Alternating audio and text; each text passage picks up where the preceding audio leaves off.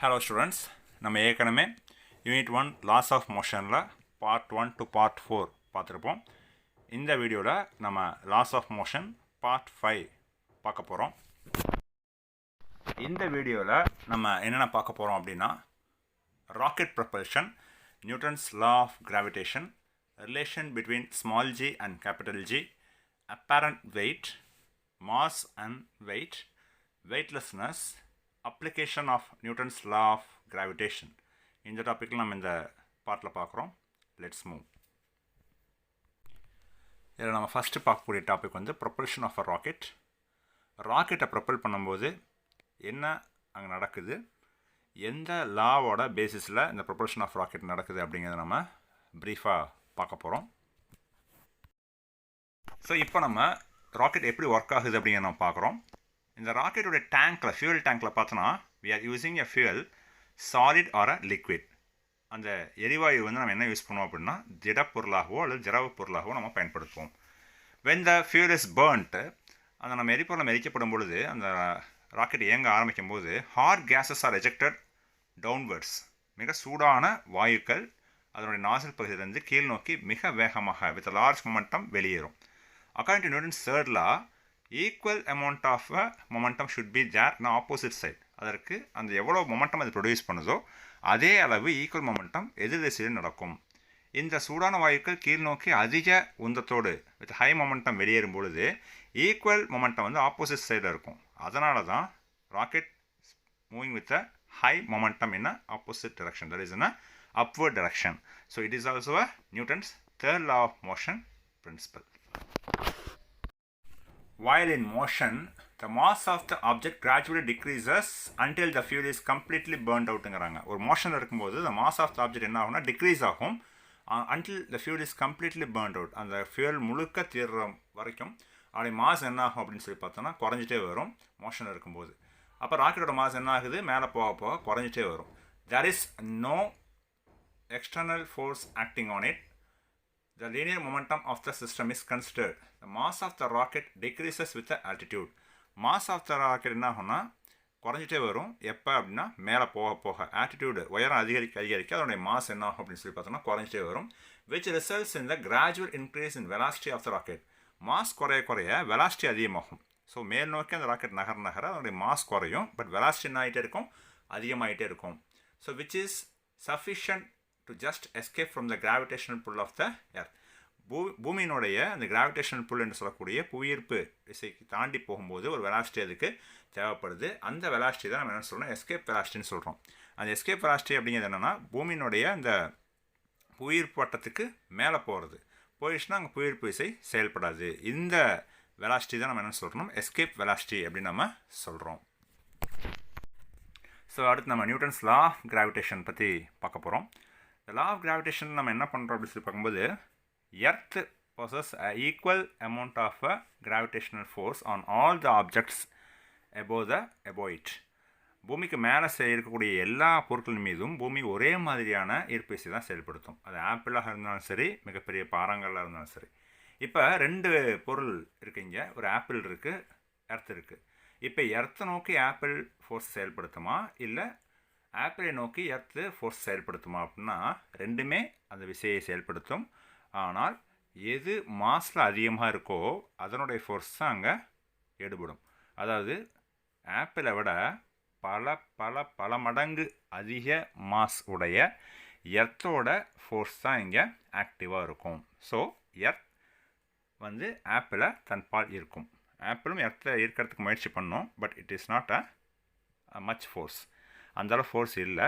அதோட பல மடங்கு அதிகமாக இருக்கக்கூடிய எர்த்தோட ஃபோர்ஸ் தான் இங்கே செயல்படும். ஸோ சின்ன பொருளை பெரிய பொருள் ஈர்த்துக்கொள்ளும். இதுதான் நியூட்டனுடைய force of gravitation, law of கிராவிடேஷனுக்கு அடிப்படையான ஒரு தத்துவம்.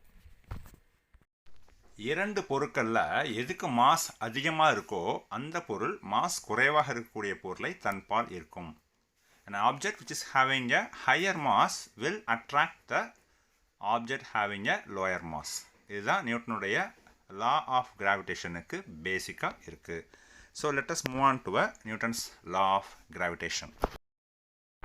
So So universal law of gravitation, consider two objects A and B. A is in a bigger size and B is a small size object. And what is D அப்படின்னா D is the distance between the two objects from the center of an object. A ஓட சென்டரில் இருந்தும் B ஓட சென்டரில் இருந்து measure பண்ணால் we can get a D.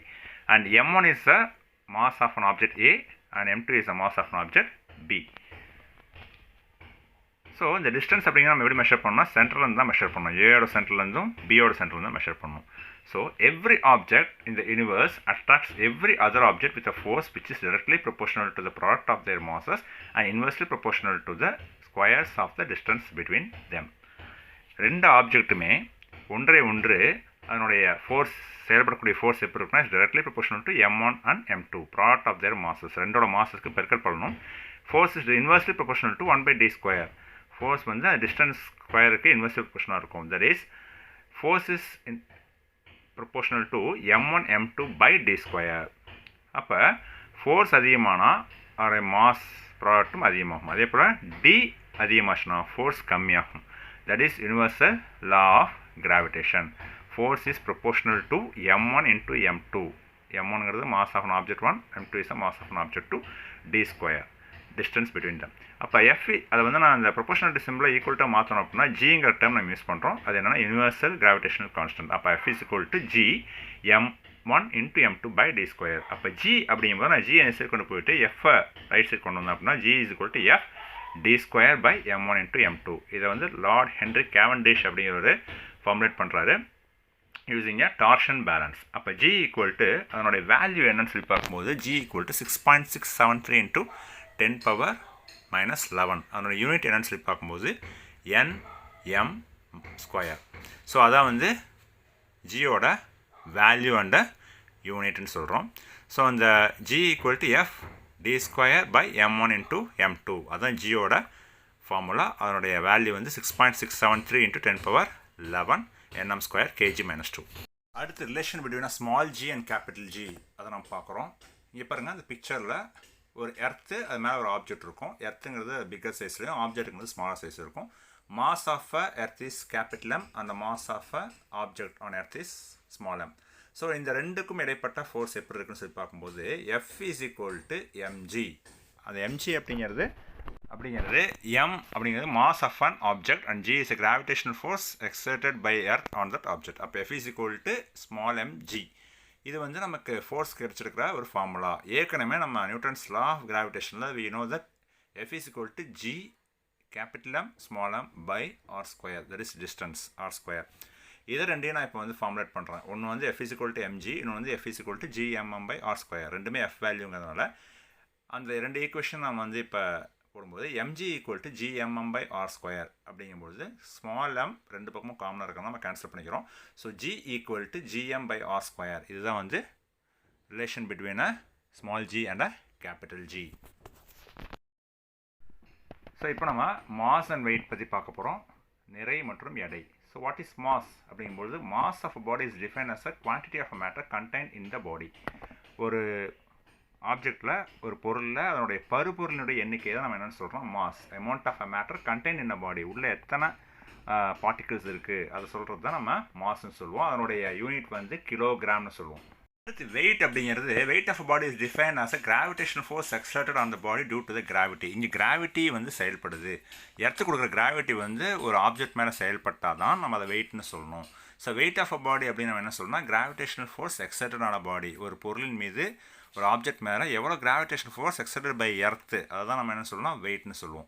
இப்போ மூணில் போய் பார்த்தோம் அப்படின்னா வெயிட் வந்து வேரி ஆகும், ஆனால் மாஸ் வந்து வேரி ஆகாது. ஏன்னா மூணில் வந்து கிராவிடேஷனல் ஃபோர்ஸ் ரொம்ப கம்மி. ஸோ அங்கே ஒருத்தனோட வெயிட் வந்து வேறுபடும், குறையும். பட் மாஸ் வந்து எங்கே போனாலும் ஒரே மாதிரி தான் இருக்கும். It does not vary. So நம்ம அடுத்து நம்ம பார்க்கக்கூடியது அப்பேரண்ட் வெயிட்னு சொல்கிறோம். ஒருத்தவங்க வந்து ஜம்ப் பண்ணும்பொழுது அதாவது மேலே கீழே நம்ம குதிக்கும்போது பாருங்கள் நம்மளுடைய வெயிட் நம்மளோட ஆக்சுவல் வெயிட் வந்து நமக்கு ஃபீல் ஆகாது, கொஞ்சம் லேஸாக இருக்கிற மாதிரி தெரியும். இதைத்தான் நம்ம அப்பேரண்ட் வெயிட் அப்படிங்கிற கான்செப்டில் நம்ம பார்க்க போகிறோம். இதை வந்து நம்ம லிஃப்ட்டில் எல்லாருமே நம்ம போயிருப்போம். லிஃப்ட்டில் போகும்போது பார்த்தோம்னா நம்மளுடைய வெயிட் வந்து அப்படியே பறக்கிற மாதிரி இருக்கும். அங்கே நம்ம வெயிட் வந்து நம்ம ஃபீல் பண்ணாது. ஸோ இதைத்தான் நம்ம என்ன சொல்கிறோம்னா அப்பேரண்ட் வெயிட்னு சொல்கிறோம். The actual weight of the person வந்து நம்ம எம்ஜின்னு வச்சுக்கிட்டோம் அப்படின்னா விச் இஸ் ஆக்டிங் வெர்டிகலி டவுன்வர்ட்ஸுங்கிறாங்க. அந்த முழு வெயிட்டுமே பார்த்தீங்கன்னா கீழ் நோக்கி தான் செயல்படுது.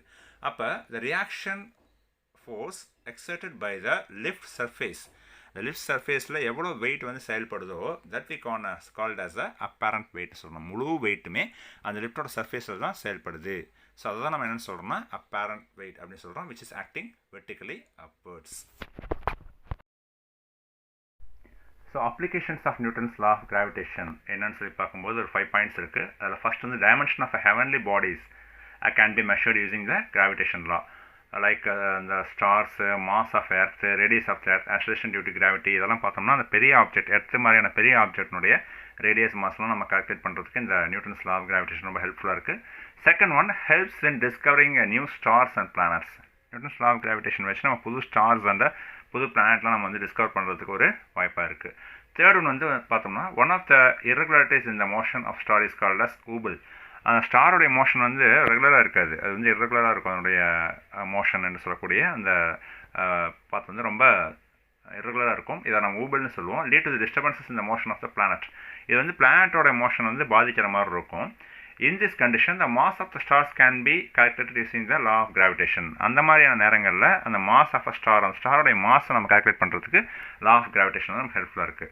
அதே போல் helps to explain the germination of roots is due to a property of a geotropism, which is a property of a root responding to the gravity. Geotropism அப்படிங்கிறது property of a root responding to the gravitation force தான்.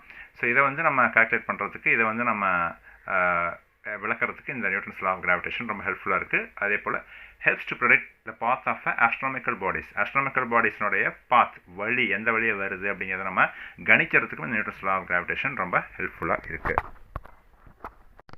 So இது வரைக்கும் நம்ம பார்த்த எல்லா டாப்பிக்குமே உங்களுக்கு புரிஞ்சிருக்கும்னு நினைக்கிறேன். இதோட first lesson laws of motion complete ஆகுது. தேங்க்யூ.